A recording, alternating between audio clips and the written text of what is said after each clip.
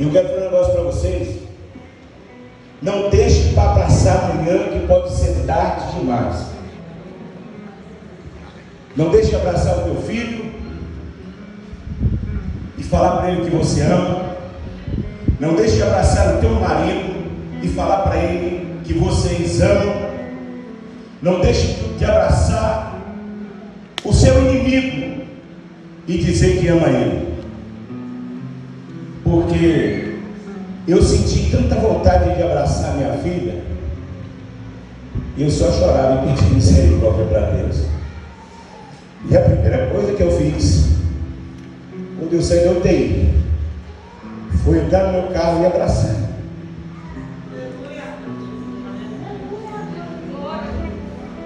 Eu quero dizer que um surdo vive sem ouvir, um cego vive sem ver, mas nós não vivemos sem um abraço.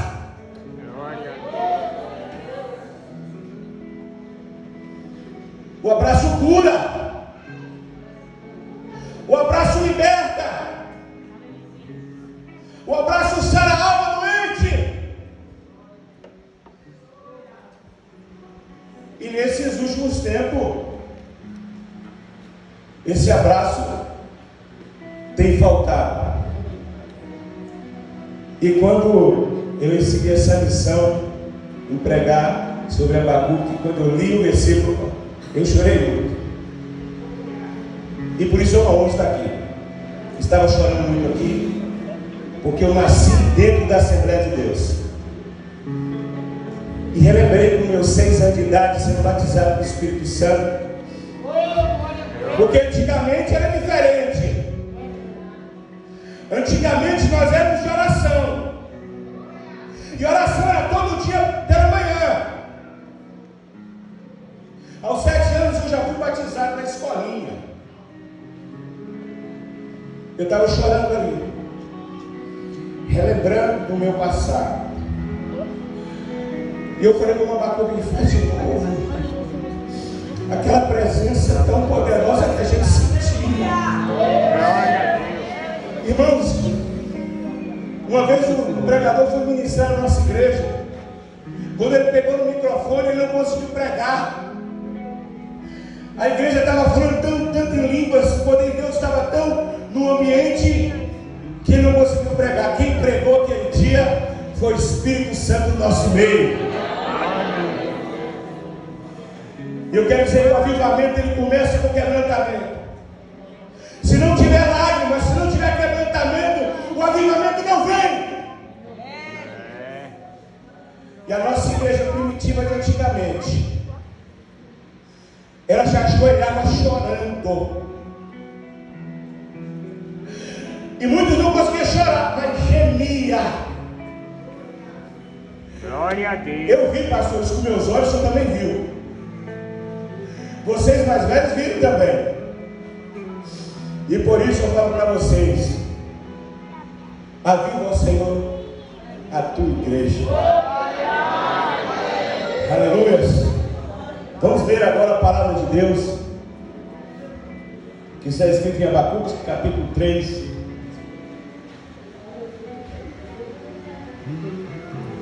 Nós somos do Ministério Apostólico Rema. Nossa sede é em Brasília. Temos a igreja aqui, temos também uma Maria. E fundamos em 2007. Eu sou neto dos fundadores da Assembleia de Deus Madureira. Primeira igreja fundada em Brasília, a sede da Madureira do Brasil, que fundou foi minha família. Hoje essa sede é uma baleia. Forma uma baleia a igreja. Por isso eu tenho muito orgulho de ser assembleano, de sangue que nascesse. Diga assim a palavra de Deus. Oração de Abacuque sobre a forma de canto. Ouvi, Senhor, a tua palavra e temi. Aviva, ó Senhor, a tua obra no meio dos anos. No meio dos anos a notifica. Na ira, lembra-te da tua misericórdia. Meus amados irmãos,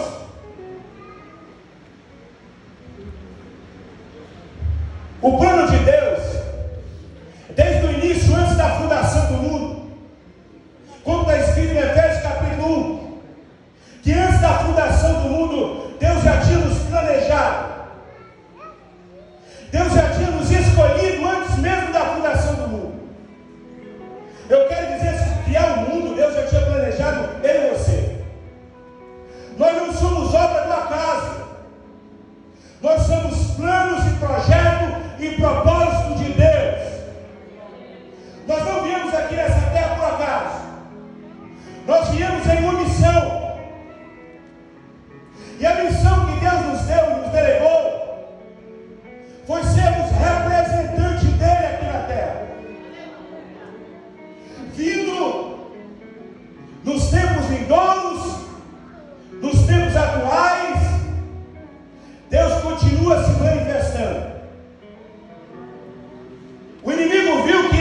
plano de Deus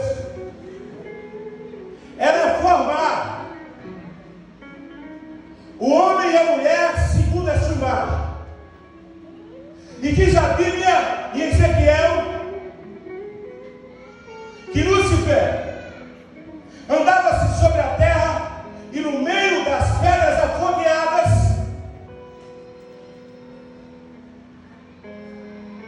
foi achar iniquidade. As pedras afogueadas era a glória que ele deveria devolver para Deus.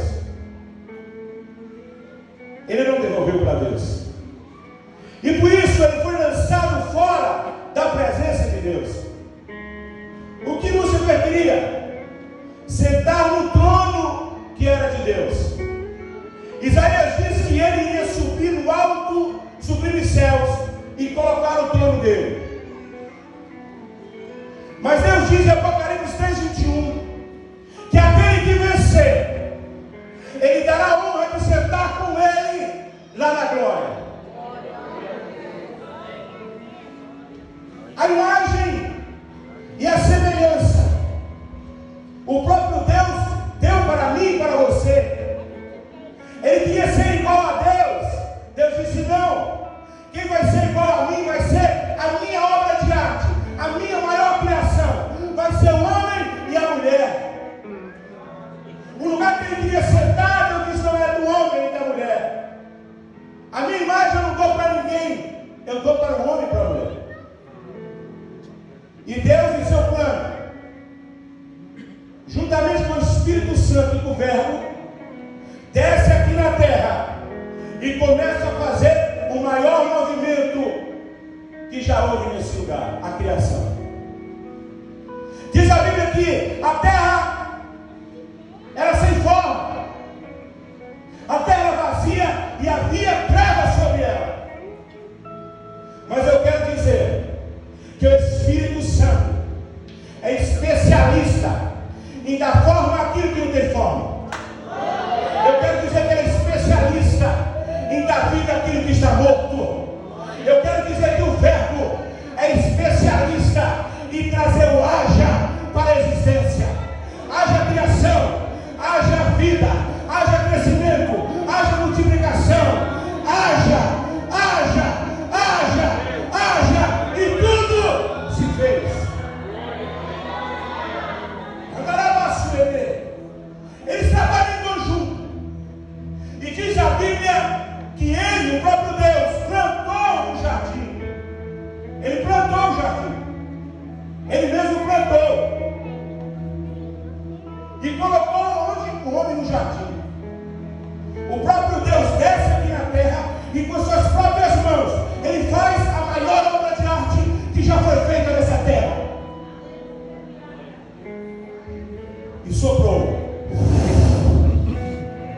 em suas narinas o Espírito vivente. E diz a Bíblia que o homem se coloca de pé. E Deus entrega para ele o jardim, a chave do jardim. E diz a Bíblia que na viração do dia, todos os dias Deus vinha ter comunhão com ele. E diz a Bíblia que um belo dia, o inimigo das nossas almas atentou-se contra Eva e disse para ela que ela poderia ser igual a Deus. Ela dá aquela maçã para o homem e o homem peca junto com ela. Diz a Bíblia em Gênesis capítulo 6, versículo 15, que a maldade da terra é tão grande que o Espírito Santo sai da terra. Então Deus começa um plano em trazer o homem de volta, para trazer o avivamento. Diz a Bíblia que ele chama Abraão para ele sair da terra dele, porque Deus tinha um plano na vida dele, ia fazê-lo pai de multidões.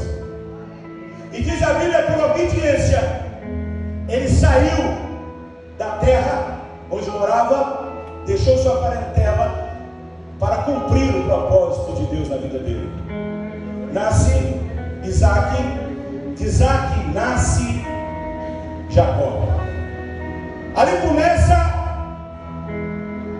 os israelitas.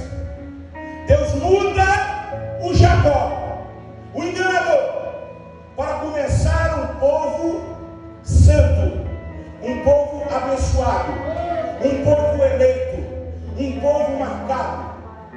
E o rol de Jaboque, Deus muda Jacó para Israel. Eu quero dizer para você, enquanto Deus não tirar o Jacó de dentro de você, você nunca poderá ser Israel de Deus. Enquanto Deus não começar a trabalhar no teu caráter, você nunca poderá ser transformado em Israel de Deus. E Deus começa a transformar e transforma a vida de Jacó.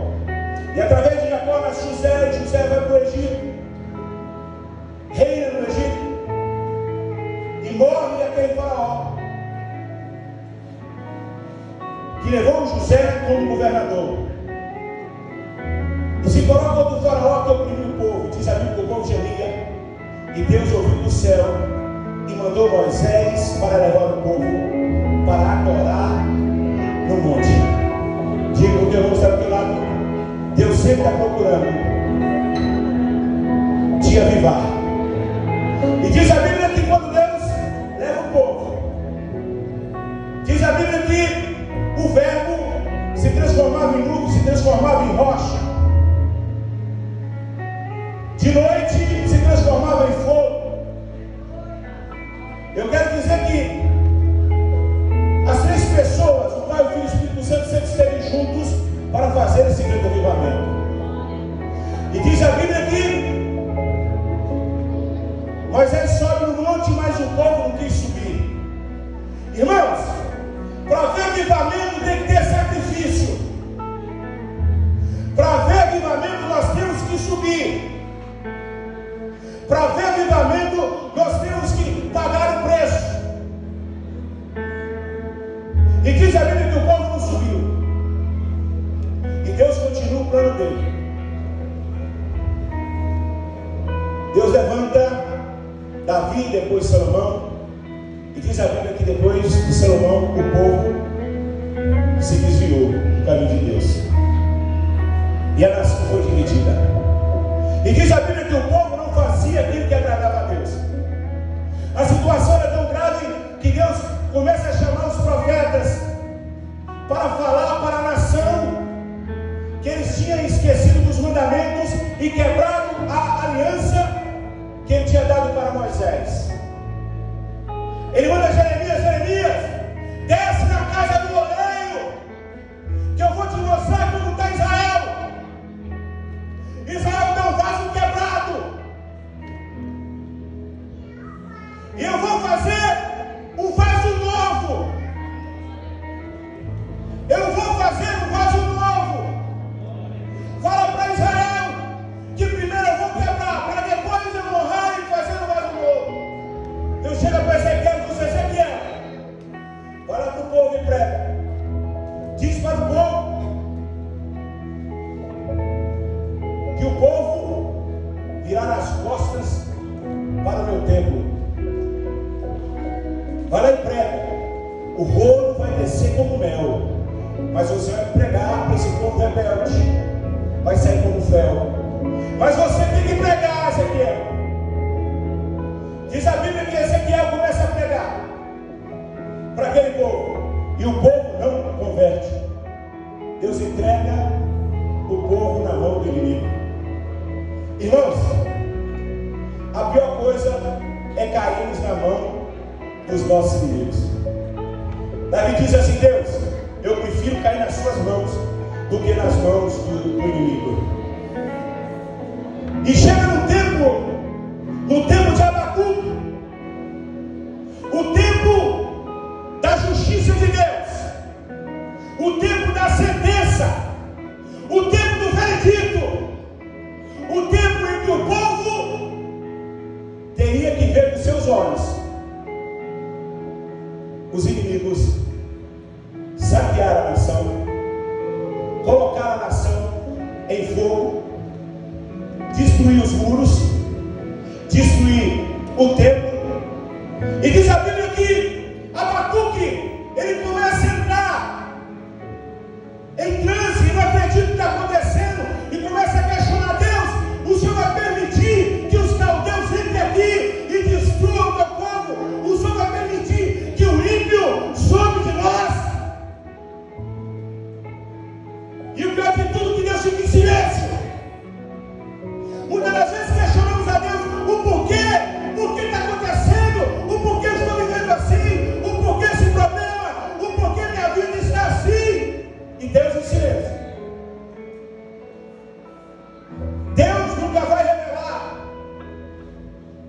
dele para ninguém. Aleluia. Já se levanta diante de Deus e fala: Deus, os meus amigos me abandonaram, os meus filhos me abandonaram, a minha esposa me abandonou, todos me abandonaram, estou sozinho. Deus olha para Jó e diz: onde você estava quando eu fiz os males? Onde você estava quando eu menti com a minha cobra da terra? Onde você estava quando eu fiz o alicerce da terra? E quando ele começa a questionar Deus, ele entende que os pensamentos dele são bem menores do que os de Deus, e os caminhos dele são bem menores do que os de Deus. E aí ele entra na visão de Deus e diz assim: eu ouvia falar do Senhor, mas hoje eu posso te contemplar. Bem sei que tu sabes, bem sei que tu pode. Os seus planos são bem maiores do que os meus. Tem coisas que Deus não vai revelar. E Abacuque entra no questionamento: o porquê Deus? O porquê isso, Deus? Irmãos, enquanto questionamos Deus, Deus fica em silêncio. Mas quando confiamos em Deus, quando subimos a torre, quando olhamos para o alto e começarmos a orar, a jejuar, Deus vai falar conosco e vai mostrar a saída e a direção.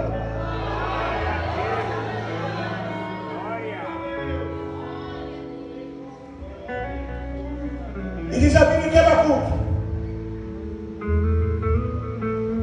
ele contempla o estrago que os babilônios fez em Israel. Lá de cima ele olha o templo destruído. Lá de cima ele olha os portais das águas. Ele olha os portais dos peixes. Ele olha os portais do templo todo queimado.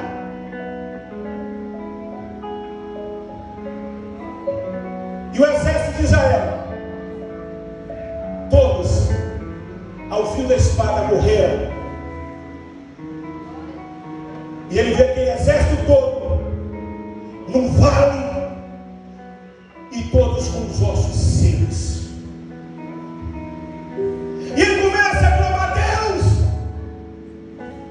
faz como o Senhor fez antes, faz como o Senhor fez no passado. Quando o Senhor abriu o Mar Vermelho, quando o Senhor abriu o Jordão, faça os seus milagres como antes. Faz de novo.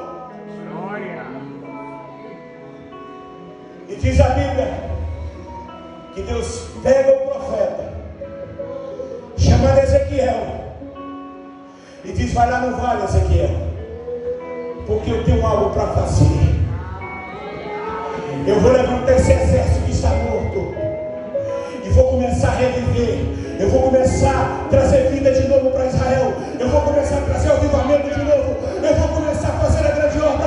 Eu vou levantar um exército poderoso que vai andar de novo, a marchar, a guerrear. Vou trazer de novo o avivamento para Israel. E quando ele chama o profeta não vai. Deus disse: Ezequiel, não tem como eu fazer a obra você caído no chão. Se levanta, porque eu quero falar contigo. Deus só vai falar contigo, irmão, quando você se levantar. Ezequiel não quis se levantar para falar com Deus. Deus disse: se coloque de pé, porque eu quero falar contigo. Mesmo assim, Ezequiel não quis ir. Deus pega ele no espírito e leva no vale de ossos secos e fala: eu vou fazer esse vale ressuscitar. Porque se fosse por ele mesmo, ele não profetizaria. E ele chega dentro do vale e empaca como um burro. Ele empacou, ficou parado. Deus disse: epa, caminha no meio do vale. Ficou parado. Deus disse que pôs o espírito nele e ele começou a andar no vale. Ele começou a andar no vale.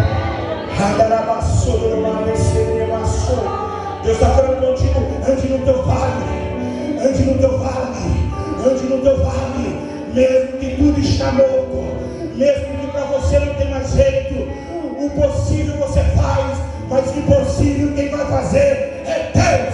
Entra no teu vale, Deus vai levantar os teus sonhos, Deus vai realizar os teus projetos, Deus não vai deixar você morrer sem ver os seus sonhos se realizar.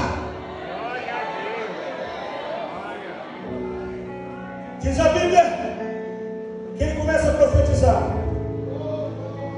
Houve um grande barulho. Diga para o teu irmão: o avivamento começa com um grande barulho. Diz a Bíblia que teve um reboliço. O avivamento começa com um grande reboliço. Como assim, pastor? Irmãos, se você vier para a igreja para ficar sentado sem dar glória a Deus, sem pular, sem adorar, sem louvar, não quer dizer que não vai ter reboliço, não vai ter avivamento, não. Deus está falando contigo. É noite de você se avivar, é noite de você se movimentar, é noite de você adorar, é noite de você ajudar o pregador, estender a mão para o vale e profetizar. Vai viver, vai se levantar, vai se colocar de pé. Os teus sonhos, todos eles vão se realizar.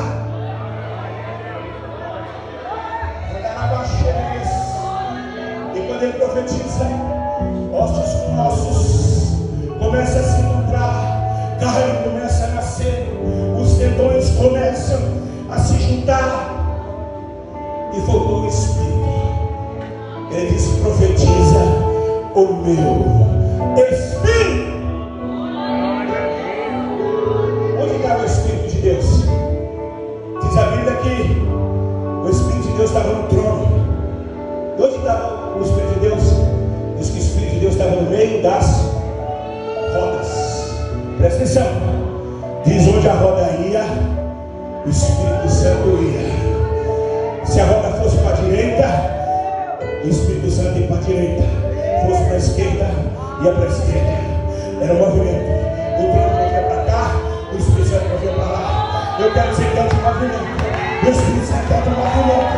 O Espírito Santo é um movimento. O Espírito Santo é um movimento. O Espírito Santo é um movimento. Se movimenta. Dá glória, dá glória, dá glória, dá glória, dá glória, dá glória, dá glória. Deus está movimentando. Deus está movendo a tua estrutura. Deus está trabalhando de dentro para fora. Deus está trabalhando. Adora. Tem profeta aí. Adora. Profetiza. Profetiza aí. Tem profeta. Profetiza. Profetiza.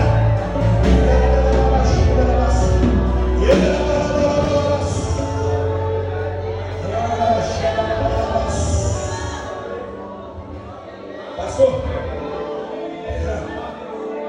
o trono desce. Agora sai do templo, vai para o muro, e o trono para em cima do muro. Deus disse: Espírito, sai do meio das rodas e vai para o vale.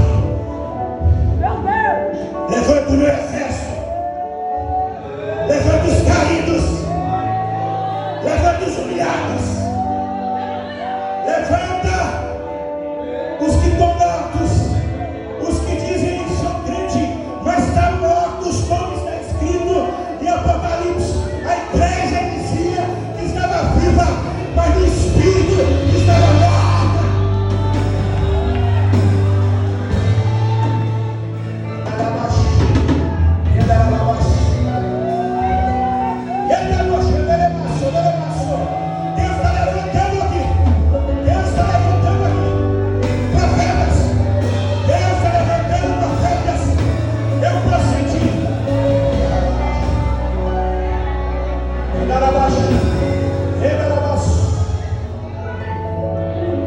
Diz a Bíblia que você se coloca de pé. Ezequiel prepara para o grupo que se levantou. Diz a Bíblia que Esdras se levanta também para levar o povo de volta. Porque quando o povo deixa o Espírito Santo trabalhar,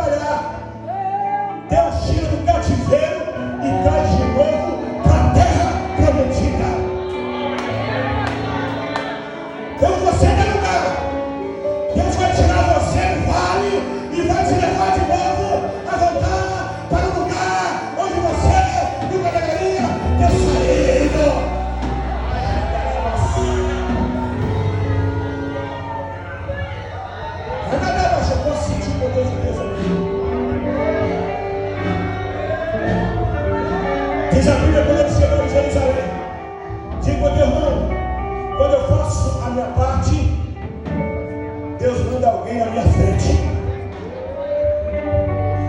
Diz a Bíblia que o irmão de Neemias vai até Jerusalém para verificar como estava a situação para o povo voltar. Capítulo número 1, ele diz que o povo que ficou lá está em grande miséria, os muros derribados, as portas queimadas, o povo estava em desilusão. Mas sabe o que Deus faz? Deus prepara um soldado de guerra para conduzir o exército dele de volta para o grande avivamento, a grande reconstrução. E a reconstrução começa primeiro com quebrantamento, começa primeiro com lágrimas. Elias chega na cidade, 3 dias ele verifica o estrago e montou estratégia. 120 dias orando e jejuando. Vocês querem vitória? Sem jejum e oração não vai para lugar nenhum. Diz a Bíblia que o povo juntos oraram e Deus começou a levantar a cidade. Sabe o que Deus está falando contigo? Volta de novo a orar como antes. Volta de novo a jejuar como antes. Volta de novo ao primeiro amor como era no início. Volta de novo a sonhar como os que sonham.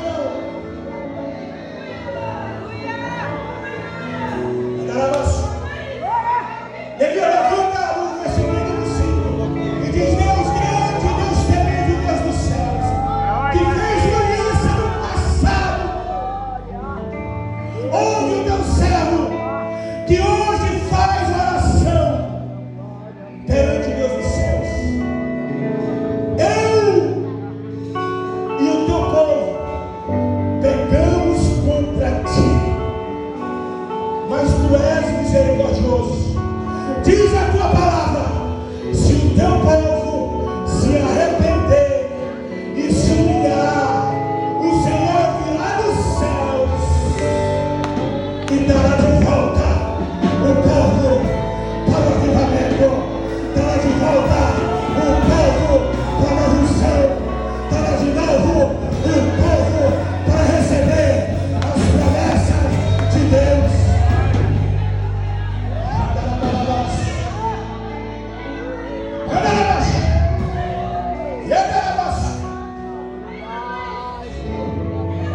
Pastor, ele começa a levantar os portais. O primeiro portão que ele levanta é no templo. Sabe por quê?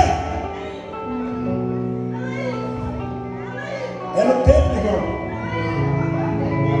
que a gente adora. É no templo que a gente entrega os nossos caminhos a Deus. É no templo que nós colocamos a nossa vida no altar e levanta os portais dos peixes. Sabe o que ele estava falando? O povo agora vai voltar a evangelizar como evangelizava antes. Irmãos, vovô me falava que em 1970 o crente ganhava 70 almas a 80 almas por ano da Assembleia de Deus. Temos que restaurar de novo o nosso evangelismo na igreja. E eu te pergunto a vocês aqui hoje: quantas almas você tem ganho por ano? Muitas das vezes até você tem que vir para a igreja rebocado.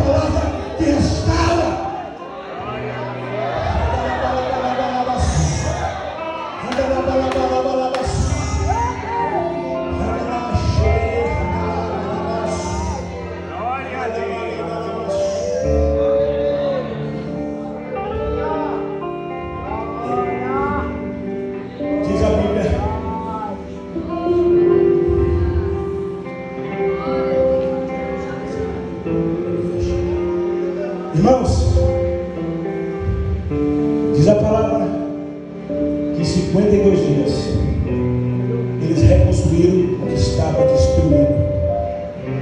Sabe o que eu vim falar para você hoje? Para de ouvir o inimigo ficar falando na tua vida. Lá vai um crente que serve a Deus há muito tempo, mas a vida continua do mesmo jeito. Os inimigos passavam e zombavam, os samaritanos diziam: aí o povo de Deus aí, ó, tudo destruído. Olha o povo de Deus como está vivendo aí, ó. Irmãos, quando você se posicionar para levantar o que está caído, o diabo nunca mais vai acusar a sua vida. Sabe o que Deus está falando? Igreja, se coloque de pé para marchar, para guerrear, para levantar as muralhas que o inimigo derrubou. E diz a Bíblia que aquele povo que é escravo na própria terra, imagina escravo na própria terra. Diz a Bíblia aqui, em Neemias 13, que a maldição se tornou em bênção. Sabe o que eu quero dizer para você? Quando o avivamento de Deus chegar na tua casa, quando o avivamento de Deus chegar na tua vida, o que era maldição vai se transformar em bênção. O que era humilhação vai se tornar em honra. O que era perseguição vai se tornar em vitória. Sabe o que Deus está falando para você? Está chegando um novo tempo na tua vida. Está chegando um novo tempo na tua vida. Aqueles que te humilharam, aqueles que te abancaram, vão ver com os olhos Deus te levantando, Deus te exaltando. Vai ver Deus na sua vida.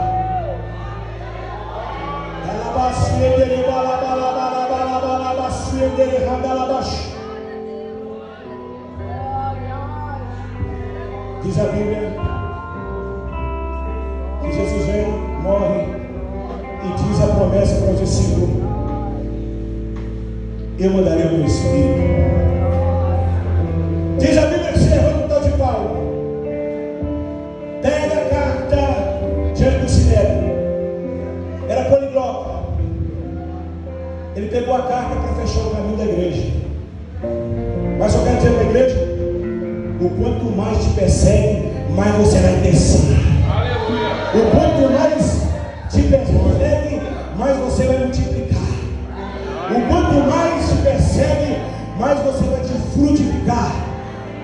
Diz a Bíblia que ele pede carta para Damasco, porque Damasco era um lugar estratégico, onde saia para a Europa, para a Ásia, para o Ocidente. Ele disse: eu vou ficar lá, que eu quero ver se esse povo vai crescer mesmo. Sabe por quê? O avivamento estourou. Nero se levanta, coloca fogo nas 10 cidades de Roma, deixa as 4 cidades dos judeus, para dizer que os judeus tinham colocado fogo em Roma. Crucificaram os judeus, colocaram na arena para todos pisar, leão comer. Mesmo assim, eles cresciam. Mesmo assim, eles aumentavam. Mesmo assim, eles estavam unidos. Mesmo assim, eles estavam fortificados. Mesmo assim, estavam no propósito.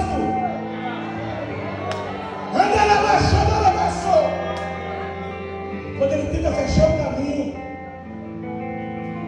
aquele que ele só ouvia falar: Saulo, Saulo, por que tu me persegues?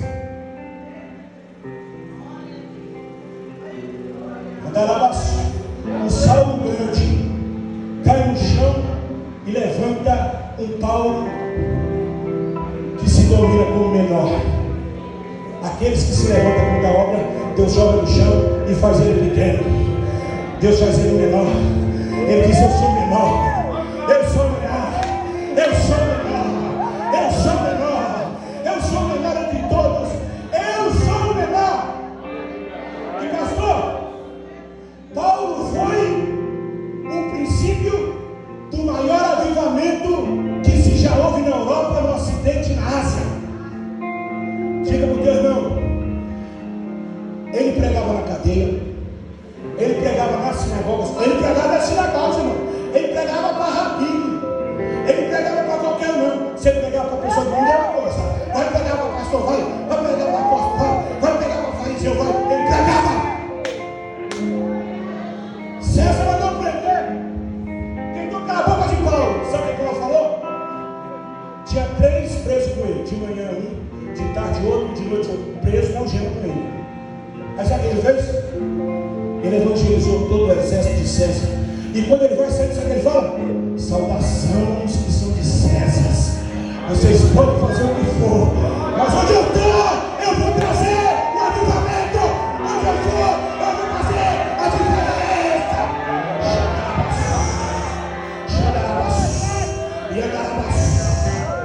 Então não reclama do pastor.